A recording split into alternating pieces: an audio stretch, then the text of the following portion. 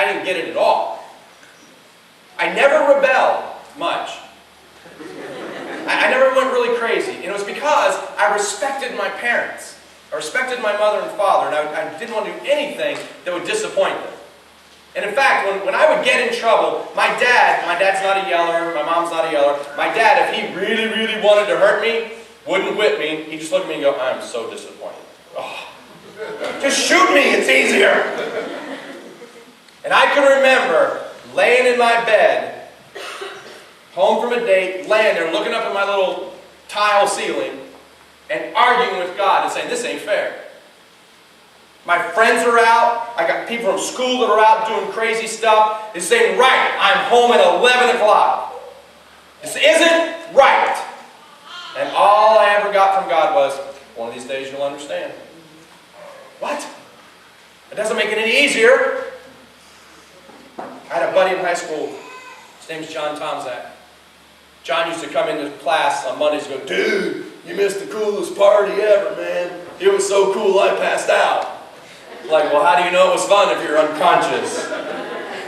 Oh, it was so cool, man. You know, and by Tuesday, John would be asking me for help. And by Thursday, I'd find John some help. By Friday, John would be ignoring me. He'd be back at the party. He was a friend of mine, sophomore, junior, and senior year. And finally, I went to John as we were seniors in high school, and I said, listen, man, if you don't want to hear what I have to say, then you need to stop asking me for help.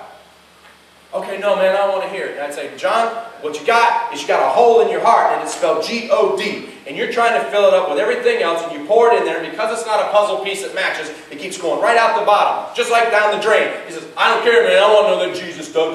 And he'd curse me out, and he'd stomp out. We graduated, I moved away, never saw John. I moved back to Kalamazoo 7 years later, and I'm going through the mall. And guess who's coming? John Tomczak. I said, hey, T, what's up? He goes, man, what are you doing? I said, oh, I'm back in town. I'm a youth pastor. He goes, oh, yeah, still doing that Jesus stuff, huh? I said, absolutely, man. We're talking. And I said, what are you up to? And he says, well, let's have coffee. So we meet for coffee. And John tells me, this is 7 years after high school, been married twice, been in rehab 3 times in 7 years. That's pretty rough stuff, okay? And we're talking, and he said, he asked me the same question, what do you think I should do? I said, I told you, don't ever ask me unless you want to hear what I have to say. He says, well, I'm asking. And I said, you know what I'm going to tell you. You got a hole in your heart spelled G-O-D. Oh, God! And he gets up and stomps out of the Elias Brothers restaurant, just mad as could be. Calls me up again. We go have lunch again. Go have lunch 2 or 3 times. John eventually gives his life to Christ. And decides he wants a G-O-D filled up instead of just pouring out the bottom. Why? Because I was his friend. I was his friend for a long time. So I go to my high school reunion, and I'm standing next to John and his new wife, Kathy. Okay? And in walks John Wellborn. John Wellborn's a state senator. His dad was a state senator. I mean, this guy's really important. And I'm thinking, oh, dude, that's Johnny Wellborn. Play baseball with him. Another guy walks in to play football. Dwayne Young played football for the San Diego Chargers. Dude was bigger than 3 of us. I mean, he was massive. And I'm standing around and whoa, look at the size of that guy. And all these other really important people came in. And I don't know if you've ever been to a high school reunion, but it's like a really bad 8th grade dance. Okay? You got people that stand around the outside, and you got the other people on the inside just going like this. And you're just talking to people. And people would come by me and they'd go, what's your name again? I'd say, oh, my name's Tom Tufts. I don't remember you. I'm not surprised. I was a wallflower. I had 700 people in my graduating class. Nobody knew who I was.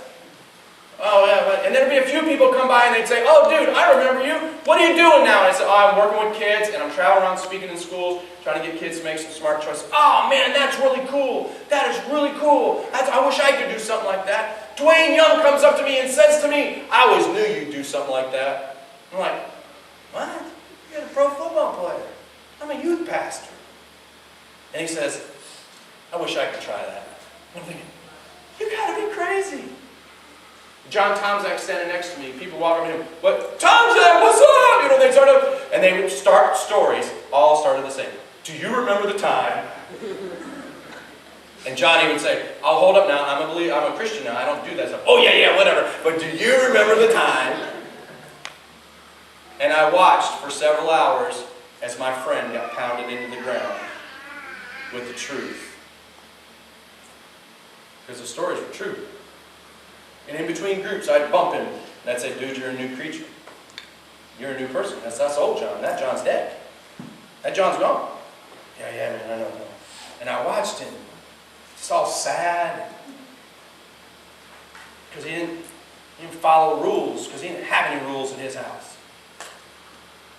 And I left that night and I got in my little tiny Toyota car with my cute little wife. I'm driving out of there.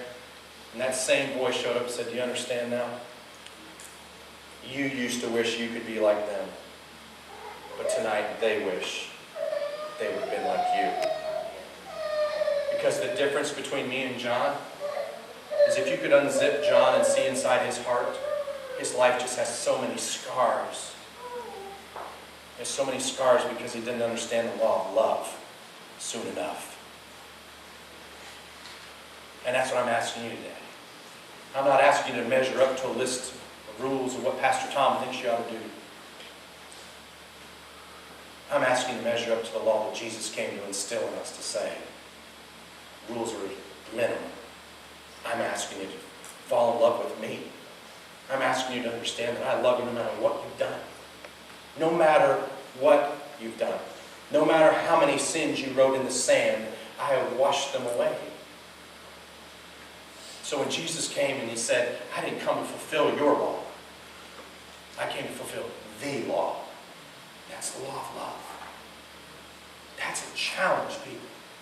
That's a challenge. That's a mountain to climb. But that's who we can be. We can be that group. We can be the group that gets rid of the list and the stereotypical, traditional mindset of church people and love people. The world is full of John Tomzaks. Full of them. Some of them are here. And if that's who you are, I want you to know that no matter how many scars you have, God loves you. God's got an amazing amount of forgiveness ready for you, but you got to ask for it. You got to say, I messed up and I'm sorry. And you can change. I don't know how he does it, but he does it. How do I know? Because I used to be like this. And I ran into Jesus. And now I'm like that.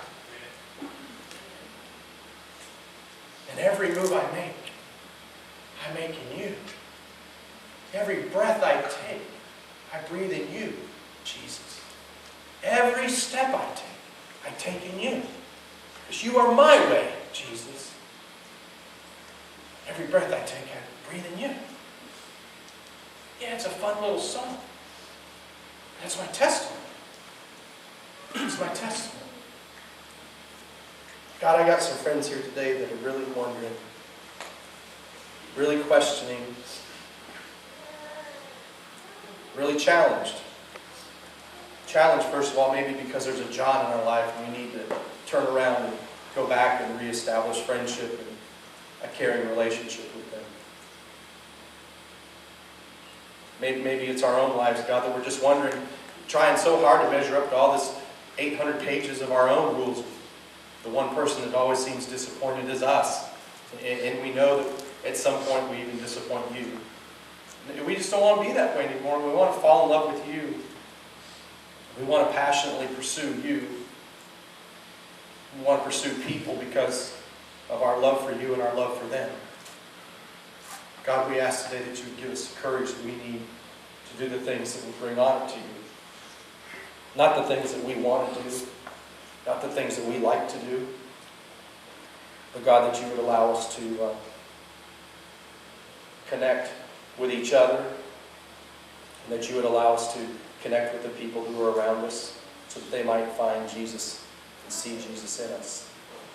And we ask God today for courage to be the people who need us to be